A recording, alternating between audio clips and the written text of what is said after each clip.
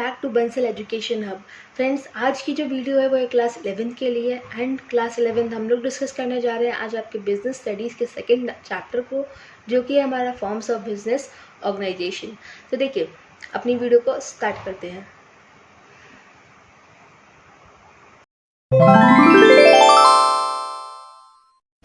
Bansal education hub.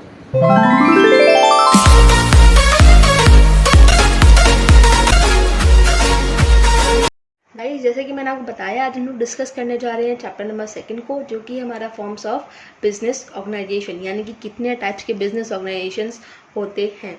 तो देखिए, basically सबको पता है कि 2 टाइप के बिजनेस ऑर्गेनाइजेशन होते हैं। जहाँ तक मैं जानती हूँ, हर कोई ये जानता है कि प्राइवेट होते हैं और एक पब्लिक होता है। लेकिन आपको आज एक नई चीज़ पता चलेगी, जो कि हमारा joint sector enterprise. Public sector enterprise तो है ही है, प्राइवेट सेक्टर एंटरप्राइज है, और एक नई चीज़ है हमारी, जो कि है हमारी जॉइंट सेक्टर एंटरप्राइज। तो देखिए, आज हम लोग जॉइंट सेक्टर एंटरप्राइज के बारे में पढ़ेंगे और साथ ही साथ कुछ प्राइवेट सेक्टर एंटरप्राइज के बारे में भी जानेंगे डीप में।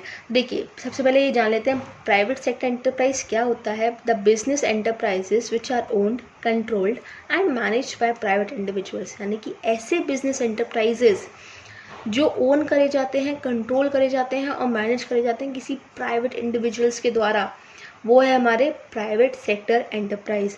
सपोज अगर मैं एग्जांपल ले लूँ, ये हमारी बहुत सारे एग्जांपल्स हैं फ्रेंड्स प्राइवेट सेक्टर एंटरप्राइज में। आप लोग खुद भी देख सकते हैं, रिलायंस हो गई है, देन टाटा कंपनी है हमारी, देन हमारी बिरला कंपनी है। ये सब क्या है? ये सब हमारी प्राइवेट सेक्टर एंटरप्राइजेस हैं। विप्रो हो गई, रिलायंस है, ये सब हमारी प्राइवेट सेक्टर एंटरप्राइज में आ जाती हैं। देन हम लोग बात करते हैं पब्लिक सेक्टर एंटरप्राइज के बारे में।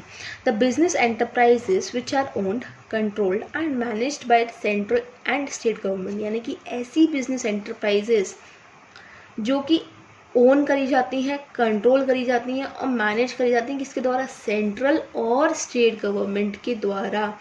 या मैं सिंपल लैंग्वेज में बोलूँ, प्राइवेट सेक्टर एंटरप्राइज वो होती है जो गवर्नमेंट रोल नहीं करती, जो एक प्राइवेट इंडिविजुअल यानी कि एक अलग इंसान रोल कर रहा होता है।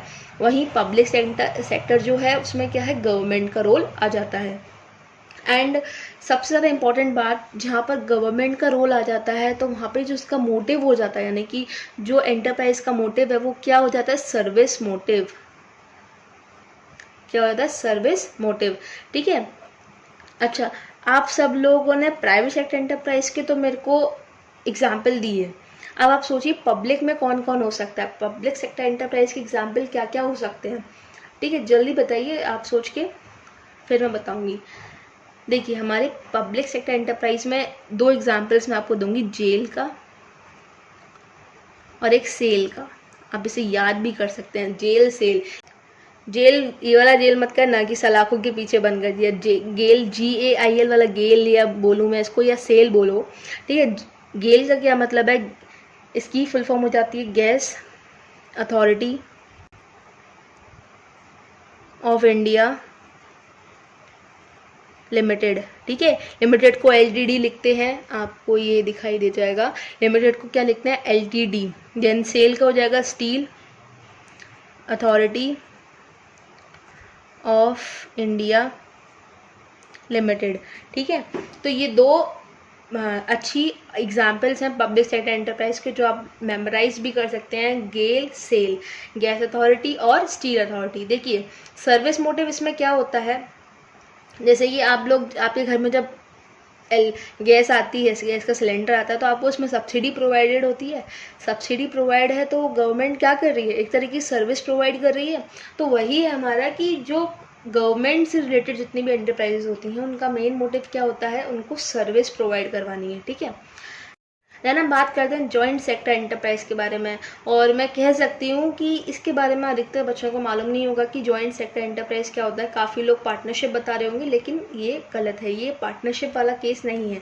देखिए क्या है, the business enterprises which are owned, controlled and manage jointly by private entrepreneur and government, यानी कि ऐसे बिजनेस एंटरप्राइजेस जो ओन करे जाते हैं, कंट्रोल करे जाते हैं, मैनेज करे जाते हैं बाय प्राइवेट एंटरप्रेन्योर, यानी कि एक प्राइवेट एंटरप्रेन्योर भी उसमें शामिल होता है, साथ ही साथ गवर्नमेंट भी शामिल होती है। दोनों ही जॉइंटली उन एंटरप्राइजेस को ओन कर रहे होते हैं। ठीक है। अब इसके एग्जाम्पल्स देखिए, इसके एग्जाम्पल्स बच्चों को बहुत कम पता होंगे।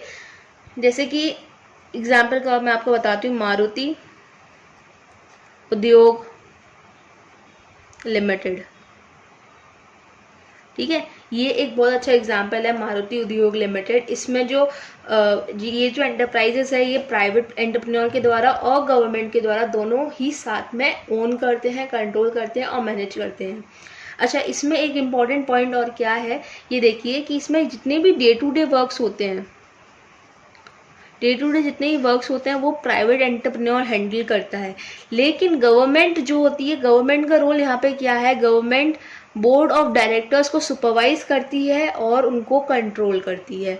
यानी कि बोर्ड ऑफ डायरेक्टर्स गवर्नमेंट के हाथ में होते हैं और जितने भी डे टू डे वर्क होते हैं वो प्राइवेट एंटरप्रेन्योर के हाथ में होते हैं।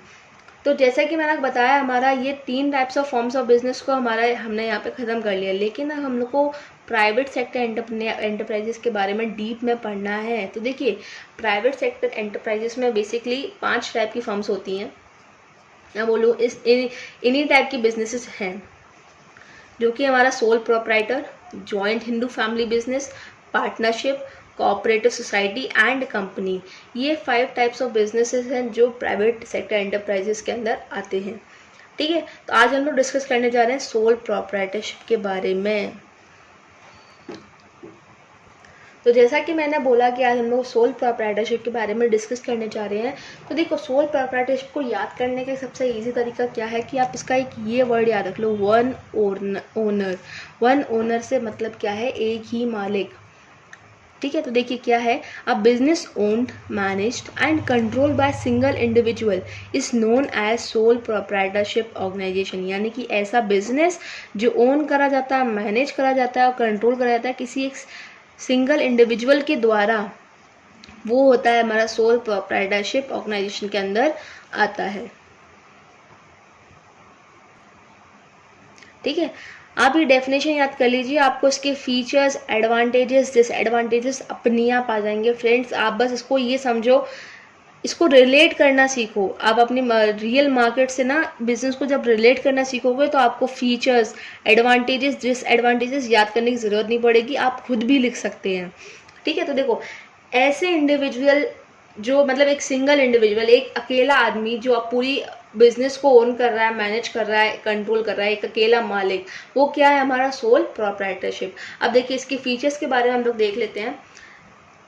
सिंगल ओनरशिप, ओनरशिप सिंगल है, किसी एक ही के पास है। Only one man is the owner of the enterprise, केवल एक ही पर्सन, एक ही आदमी एंटरप्राइज का क्या है, ओनर है। ठीक है, नो सेपरेट बिजनेस एंटिटी, ये वाला पॉइंट फ्रेंड्स इसमें इंपॉर्टेंट है, आप इसमें लिख के आइए, बहुत ज़्यादा अच्छा इम्पैक्ट पड़ेगा टीचर के ऊपर। तो इसमें ये पॉइंट क्या कहता है कि जो लॉ है वो ओनर के बीच में और एंटरप्राइज के बीच में कोई भी डिफरेंस नहीं रखता है। ठीक है, यानी कि अगर आपकी जो दुकान है, अगर आप उसके सिंगल प्रोप्राइटर हो तो आपकी दुकान के बीच में और आपके बीच में कोई भी फर्क नहीं होगा। ठीक है, देन हम बात करते हैं इसके अगले फीचर के बारे में, जो कि है अनलिमिटेड लायबिलिटी। लायबिलिटी से फ्रेंड्स यहाँ ये समझ लीजिए कि आपका जब भी लायबिलिटी वर्ड आ जाए तो आप समझ लीजिए आपका क्या हो रहा है, लॉस हो रहा है, तो आपको अपने एसेट्स बेचने पड़ रहे हैं। अनलिमिटेड लायबिलिटी का मतलब यहाँ पे ये है कि अगर आपको लॉस होता है, in case of loss, if the business assets are not sufficient, अगर बिजनेस के एसेट्स जो हैं वो सफिशिएंट नहीं है, तो जो प्रोप्राइटर है उसको अपनी पर्सनल प्रॉपर्टी में से भी बेचना पड़ेगा ताकि वो डेब्ट्स को पे कर सके। अपनी पर्सनल प्रॉपर्टी भी उसे बेचनी पड़ जाएगी ताकि वो डेब्ट्स को पे कर सके, अगर बिजनेस एसेट सफिशिएंट नहीं होते हैं तो। यानी कि मैं सिंपल बोलूँ, जितना डेब्ट है उसको पूरा चुकता करना ही करना है, चाहे अपनी प्रॉपर्टी से बेचे चाहे बिजनेस की प्रॉपर्टी से बेचे, कोई मतलब नहीं है, उसको पूरा डेब्ट पे करना होता है। Then individual risk bearing. अब इंडिविजुअल रिस्क बियरिंग, जब ओनर एक ही है तो रिस्क भी अकेला ही लेगा। बिजनेस क्या है, एक रिस्क फैक्टर है। आप जब बिजनेस करते हो तो उसमें रिस्क फैक्टर अपने आप आ जाता है, तो जितना भी रिस्क है वो एक इंडिविजुअल के पास ही होगा। तो वो risk is borne by a single individual only, केवल एक ही पर्सन यानी कि जो ओनर है उसी के वो ही क्या लेगा, रिस्क लेगा, बॉर्न करेगा, उसको अपने सिर के ऊपर लेगा। Okay, then freedom of operation. अब जब आपका अकेला का बिजनेस है, आप खुद उसके मालिक हो, तो आपको कोई भी गवर्नमेंट के रेस्ट्रिक्शन की ज़रूरत नहीं पड़ेगी, कोई लीगल फॉर्मेलिटीज़ इतनी नहीं मिलेंगी आपको, मतलब आप उसमें जो चाहे वो कर सकते हैं। ठीक है, तो क्या मिनिमम गवर्नमेंट रेगुलेशन, जितनी भी गवर्नमेंट की रेगुलेशन है वो कम से कम होगी और ज़्यादा कम से कम लीगल फॉर्मेलिटीज़ आपको देनी पड़ेंगी। वो डिपेंड करता है कि आपका बिजनेस का नेचर क्या है। ठीक है, वन मैन कंट्रोल, आपका अकेले का कंट्रोल होगा। Full control is of the sole owner, owner का ही कंट्रोल होता है। कोई और आपके बिजनेस में आके ये नहीं कह सकता कि आप ये माल मत खरीदो या ये चीज़ मत करो। जो कंट्रोल होगा वो किसका होगा? ओनर का होगा। Then small size. अब देखिए, जब आपका बिजनेस जो छोटे साइज का, यानी कि अगर आपका बिजनेस छोटा है तो आप उसे अकेले कंट्रोल कर सकते हो, लेकिन जब आपका बिजनेस बड़ा हो जाएगा तो आप उसे अकेले कंट्रोल नहीं कर सकते, आप अरेंज नहीं कर सकते। देखो, सोल प्रोप्राइटरशिप का यहाँ पे क्या मतलब है, ये इंपॉर्टेंट पॉइंट है फ्रेंड्स, जिसे आप अच्छी तरह समझ लीजिएगा। ओके, जब आपका एक अकेला आदमी जो है वो अगर ओन कर रहा है बिजनेस को, जितना भी पैसा लगाया होगा उस अकेले आदमी ने लगाया होगा, यानी कि जब वो पूरा पैसा एक अकेला आदमी ही लगा रहा है, तो उसका बिजनेस का जो साइज है, उसकी जो बिजनेस है वो छोटा बिजनेस होगा। ठीक है, वही है। The funds are arrange by one person, केवल एक ही पर्सन के द्वारा फंड अरेंज हो रहा है। Management and control is also in the hands of one person, एक ही पर्सन के हाथ में मैनेजमेंट, वही मैनेजमेंट कर रहा है, वही कंट्रोल कर रहा है। इसलिए क्या होगा, बिजनेस आपका स्मॉल साइज का होगा, यानी कि नेचर ऑफ बिजनेस क्या होगा? स्मॉल। कोई बहुत बड़ा बिजनेस लेके नहीं बैठा होगा वो। ठीक है, क्योंकि जब आपको एक ही पर्सन उसको ओन कर रहा है, एक ही पर्सन कंट्रोल कर रहा है, एक ही पर्सन मैनेज कर रहा है, तो आप क्या लोगे भाई? एक आदमी से इतना तो वो कर ही रहा है, तो वो क्या होगा? छोटे साइज का बिजनेस होगा, तभी तो वो कर रहा है। अगर ज़्यादा बड़ा होता तो वो नहीं कर पाता, उसको मैनेजमेंट के लिए मैनेजर भी रखना पड़ता। ठीक है, देन हम बात करते हैं एडवांटेजेस की। Easy to form and dissolve, आप कभी भी बना सकते हो, यानी कि आप कभी भी दुकान खोल सकते हो, कभी भी बंद कर सकते हो। ठीक है, देन फ्लेक्सिबिलिटी, फ्लेक्सिबल होता है। जब वन ओनर है तो वो जितने भी डिसीजन है खुद से लेगा, नहीं पसंद है नहीं लेगा, तो जो है फ्लेक्सिबल होगा आपका सोल प्रोप्राइटरशिप का business. Then sole beneficiary profit, जब आप रिस्क अकेले उठा रहे हो तो प्रॉफिट भी आप अकेले ही कमाओगे, उसमें किसी का हिस्सा नहीं होगा, किसी का पार्ट नहीं होगा, किसी का भी कोई रेशियो नहीं होगा। देन पर्सनल टच, आप अपने उससे चला रहे हो तो आपका तो आपके बिजनेस के अंदर आपका पर्सनल टच होगा। Then independent control, independent control आपके अकेले का कंट्रोल है, आप किसी के ऊपर डिपेंडेंट नहीं है। Then direct intensive, sole proprietorship में डायरेक्ट इंटेंसिव का यहाँ पे मतलब क्या है? जो आप एफर्ट्स लगा रहे हो और जो आपको रिवॉर्ड मिल रहा है उसके बीच में कोई नहीं आ रहा, आप डायरेक्ट डील कर रहे हो उससे, वो होता है हमारा डायरेक्ट इंटेंसिव। मैं बात करूँ डिसएडवांटेजेस की, तो लिमिटेड रिसोर्सेज, आपके पास रिसोर्सेज जो है वो लिमिटेड होंगे। देन अनलिमिटेड लाइबिलिटी, लाइबिलिटी आपकी अनलिमिटेड होगी, आपको अपनी पर्सनल प्रॉपर्टी में से भी बेचना पड़ जाएगा अगर आप ज़्यादा डेप्थ में हैं तो। ठीक है, देन लिमिटेड मैनुअल स्किल्स, अब एक अकेला आदमी मैनेज कर रहा है तो उसके पास ज़्यादा मैनुअल स्किल्स नहीं होंगी, क्योंकि एक का दिमाग वो कंट्रोल भी कर रहा है, मैनेज भी कर रहा है, सब कुछ देख रहा है, तो ज़्यादा लिमिटेड जो होगी उसकी मैनुअल स्किल्स होंगी। And limited scope for expansion, वो अगर छोटा साइज़ का बिजनेस है तो ज़्यादातर लोग एक्सपेंड नहीं कर पाते अपने बिजनेस को। ठीक है, वही है। लिमिटेड लाइफ ऑफ बिजनेस, जो बिजनेस की लाइफ होगी वो भी लिमिटेड होगी, मतलब शॉर्ट टर्म भी हो सकती है, यानी कि एक शॉर्ट टर्म के लिए ही बिजनेस होगा। ओके, तो आज हम लोगों ने हमारा सोल प्रोप्राइटरशिप का पार्ट ख़त्म कर लिया है। मैंने आपको उसके फीचर्स, एडवांटेजेस, डिसएडवांटेजेस के बारे में समझाया था, तो कल हम लोग डिस्कस करेंगे फ्रेंड्स। अगली वीडियो में हम लोग डिस्कस करने वाले हैं हिंदू अनडिवाइडेड फैमिली के बारे में। तो आप लोग मेरे चैनल को सब्सक्राइब जरूर कर दीजिए, साथ ही साथ वीडियो को लाइक कर दीजिए और शेयर भी कर दीजिए अपने फ्रेंड सर्कल में, ताकि उनको भी मेरा वीडियो का बेनिफिट मिले। प्लीज़ गाइस सपोर्ट करिए मुझे इसी तरीके से। एंड मैं आपको इन सब के नोट्स भी प्रोवाइड कर रही हूँ, मैंने आपको चैप्टर नंबर 1 के नोट्स भी प्रोवाइड करे थे, तो आप लोगों को अगर नोट्स चाहिए तो आप लोग मेरी प्लेलिस्ट में जो लास्ट वीडियोस में जाके देख सकते हैं, मैंने आपको नोट्स वहाँ पे प्रोवाइड कर रखे हैं। तो कीप सपोर्टिंग मी, मुझे आप लोग सपोर्ट कीजिए, मेरे चैनल को सब्सक्राइब कर दीजिए, जल्दी से ना सब्सक्राइब कर दीजिए और लाइक कर दीजिए, शेयर कर दीजिए। Thank you.